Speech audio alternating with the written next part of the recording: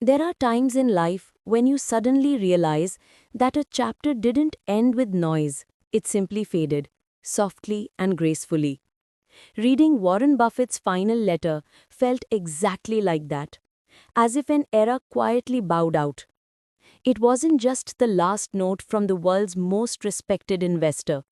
It felt like listening to a wise elder summarizing a lifetime of learning, with extraordinary clarity, honesty, and warmth.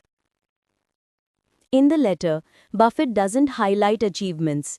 Instead, he shines the light on all the people who shaped him: his early influences, his family, his closest partner, Charlie Munger, and every colleague and shareholder who helped build the Berkshire culture.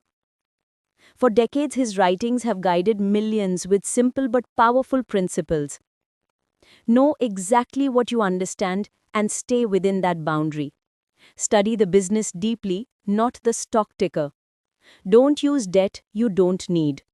Choose the right people, because bad company can destroy great work. And remember, reputation is slow to build but fragile to protect. But this final letter felt different, more intimate, more human.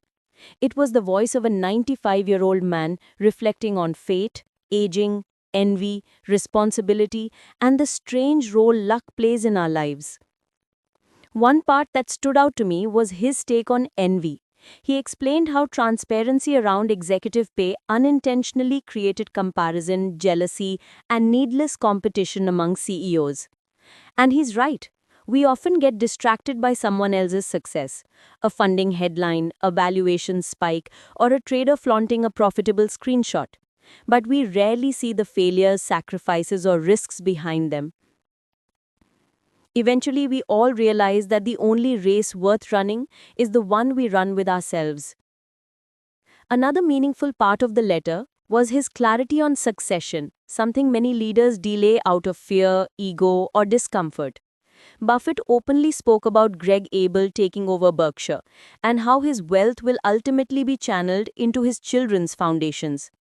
What touched me was his humility, an admission that luck shaped much of his life, and that wealth is not something to admire, but something to return to society with responsibility. Here in India, we've seen what happens when succession planning goes wrong: the Tata Mistry fallout, the very public father son conflict at Raymond, or the disputes inside Sona Comstar. These moments remind us that unclear transitions can cost companies years of progress. Toward the end, Buffett leaves us with a timeless reminder: choose the people you look up to with care, because the heroes you admire eventually shape your instincts, your thinking, and your decisions. For many of us in finance, Buffett and Munger were not market icons, they were behavioral teachers.